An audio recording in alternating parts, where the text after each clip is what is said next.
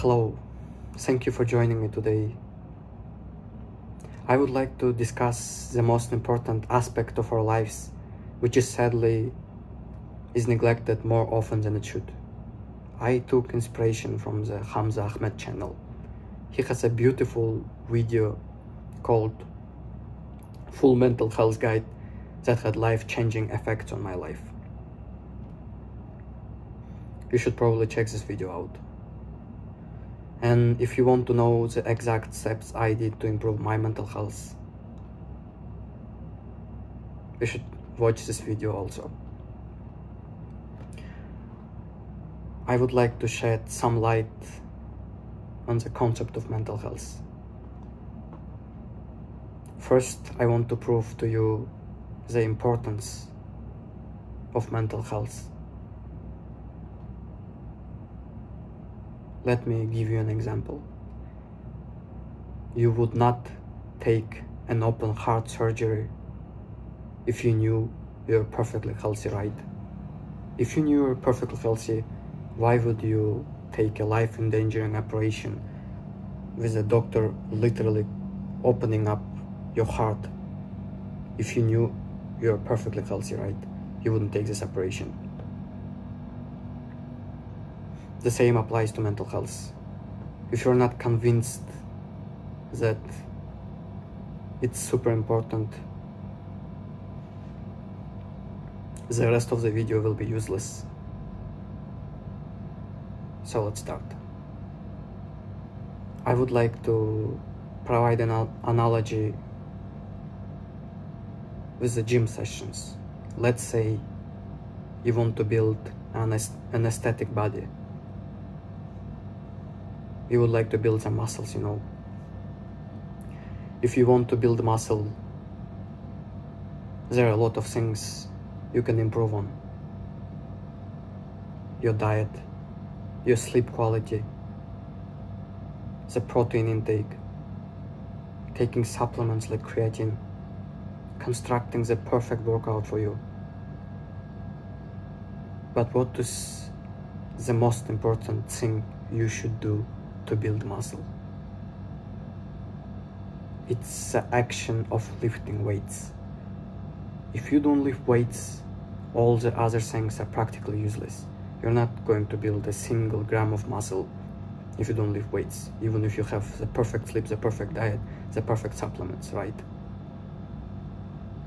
The same applies to mental health.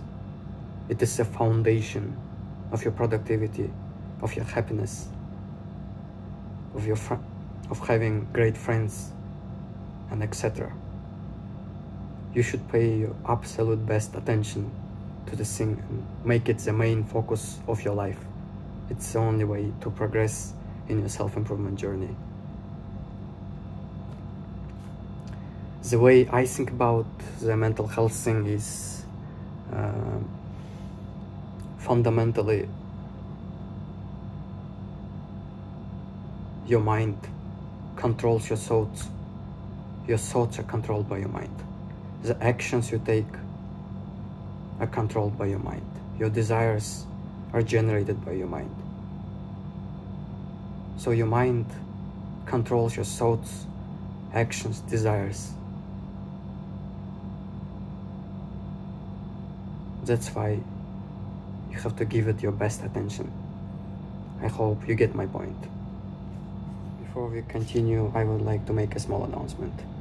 I thought it's easy to record 10 minutes videos, but man, I've been humbled by this experience. You start losing your focus and it becomes increasingly hard to speak, so you will see some edits there and abrupt transitions. I hope you understand. So, the actual steps I took to improve my mental health. The first step is the easiest one to implement, but it also really benefits you. I'm talking about the morning sun. You already probably have heard that it produces vitamin D and has other benefits to your skin.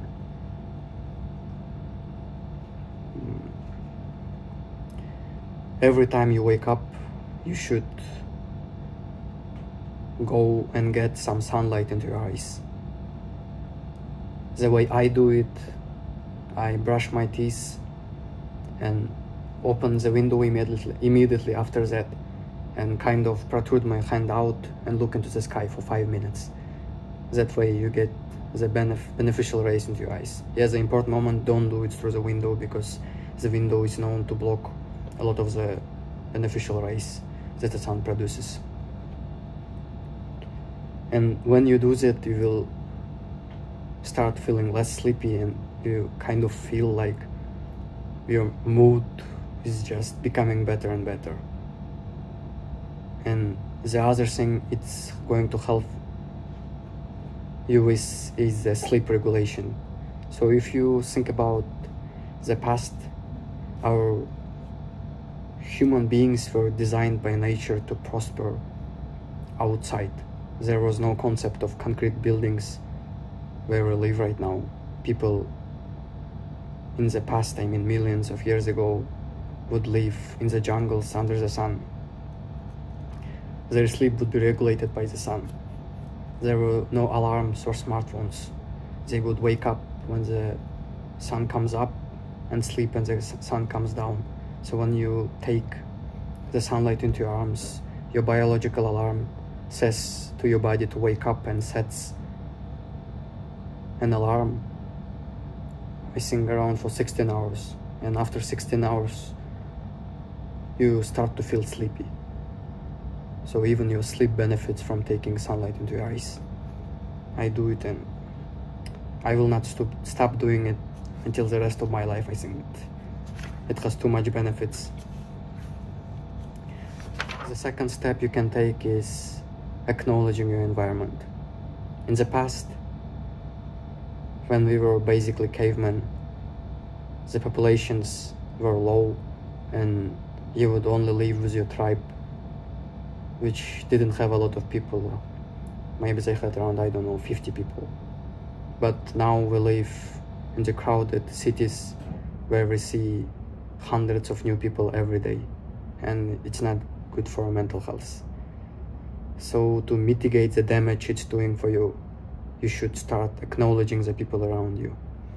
What I mean by that is, when you're in the lift with a person you don't know, your brain starts assuming that it's an enemy because it's not part of your tribe.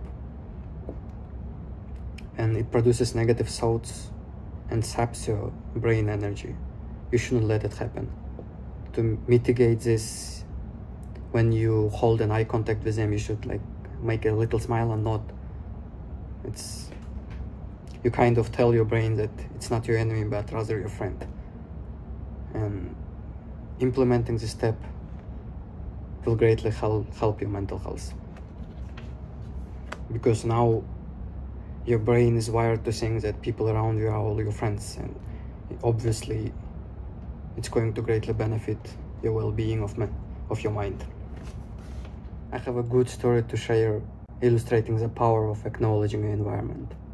So I live at the university campus, specifically at the student residence building called Hall. I live in the Hall 9.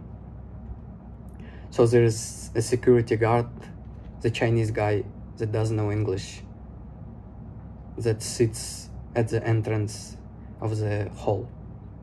So the way it is structured is, so imagine here are the gates, you open the gates and straight under your eyes there are two lifts. You go to the lift and you use it to go to your floor and your room. He sits at the left. So the way I would enter the building is I would look straight at the lifts, avoiding eye contact with the Chinese guy because I didn't want to talk with him. And turns out it was the wrong thing to do, because it was creating this negative vibe of unfriendliness with him. And 3 months ago, I changed my approach. Now, every time I enter the building, I hold eye contact with him and say loudly, "Hello." And this greatly improved our relationships. Now, every time he sees me, he also says loudly "hello" and we smile at each other. Before, we would not even hold eye contact. And every time I see him, he generates small happiness for me. I see that he's happy to see me and I'm happy to see him. It literally generates small happiness out of thin air through the power of community, because now in our brains, in the brain of the security guy and my brain, we are part of like some tribe. Like we like to see each other right now, not like before. And we don't even speak the same language. The Chinese guy's primary language is Chinese and he doesn't really know English. So even though we don't speak any language, we still generate happiness for each other, and it's great for your mental health. Now I enjoy entering the building. Before I was like thinking about this security guy that I would avoid with him eye contact and it would be a little painful for me to enter the building. The third step you can take is being adventurous. And again, I will again talk about from the evolution standpoint. People were adventurous in the past. They would explore the wild, searching for new places to live, maybe to find new places to hunt for, to eat new plants that they've never seen before. It's the way our minds are designed, to always search for new places. So the step you can take is you can first explore the place where you live. Even if you live in the city, in some district, there are probably a lot of places around you that you have never seen. Maybe there is a street down the road that you have never visited. And exploring and being adventurous is really great for your mental health. The second thing I do with exploring is I live in Hong Kong, in the main island. It's a metropolis, crowded city, but near it there is an island of nature that doesn't even have any cars in them. It's only pavements, trees, and the sea. And I oftentimes go there when I feel depressed, explore the nature, walk around, just swim in the sea, and it just removes so much stress you don't even know. I will also continue doing this step for the rest of my life because it has too much benefits for me. The fourth thing you can start doing is gratitude journaling. I already talked about this in my last video, but it's so important that I will mention this here again. In the last video I talked about specifically writing things you're grateful for, but there are other ways you can do it. For example, now I try to write at least once a month to my mother that I am grateful for the woman she is, for the way she raised me, because before I never did that, and it was a huge mistake. Because when you never say that you're grateful for your mother, it kind of breaks her heart, you know. The first time I did it, I think my father called me and said that she was so happy that she cried a little bit. Imagine that. I was never really complimenting the effort she's doing for the whole life, and it's my fault. It's a huge mistake I did. Now I call her sometimes, telling that I love her and I'm grateful for the things she's doing, and it just makes her happy, and in return I become more happy. It's also a huge step you can take to improve your mental health. You can try to show gratitude to your mother, to your family, to your friends, and just have a mindset of constant gratitude. Like every time something good happens, you're always grateful. The sun comes up, you're grateful. You have a weekend, you're grateful. You win in the game or something else. You have a good dinner and you're already grateful for it. To just generate happiness from thin air, which immensely helps your mental health. The fifth step you can take is reducing the amount of social media time. Ideally, you should altogether get rid of it, because it's literally destroying your mental health. the way I use them, I only use YouTube and I only watch content that's useful and related to me. For example, I watch Hamza and try to implement the things he's teaching. If I want to try to a new exercise in the gym, I watch a small 20 seconds video of the form he's showing. Or I watch videos that are related to my job, which is coding. I don't watch useless content, and I don't use Instagram. I think Instagram is the worst thing you can do to your mental health. It's a place where everyone like pretends to live these beautiful, perfect lives, and you compare yourself and your life with these fake, perfect lives and wonder why your mental health is shattering. If you don't follow any steps I teach, but just stop using social media, I think after 1 month your mental health will just improve drastically without doing anything, just by stopping consuming social media. So please stop it, or at least try to reduce its time. Like if you now watch it, sit in your Instagram for 2 hours a day, try to lower it to 1 hour at least. And the final thing I would like to talk about is physical health. Physical health and mental health are closely correlated. I think, of course, mental health is more important than physical health, like stems from the quality of the mental health you have. But mental health also improves when your physical health improves. So you should start hitting the gym and trying to improve your diet. The diet, don't eat junk food. The muscles are not the only important thing you're searching for. Try to eat clean. Try to eat rice and chicken. Don't eat processed food.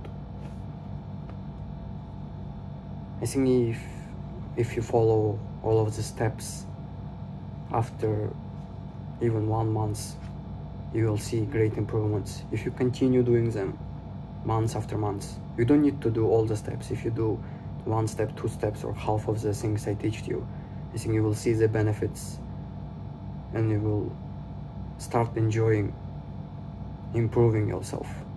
And maybe you will return to this video or watch other videos and implement even more steps. Don't worry about the time frame. Focus only one thing at a time. Like focusing on the morning sun for 1 week to make this a constant habit is already a good step to start. Don't worry that you are not progressing too fast, because it comes with time. Small improvements will compound. You have no idea how fast they compound. Just doing 1 little improvement every week will literally make you a different person after 1 year. So before we end this video, let me flex with the progress I made in the gym.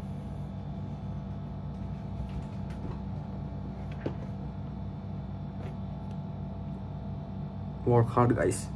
Continue self-improvement journey. Bye.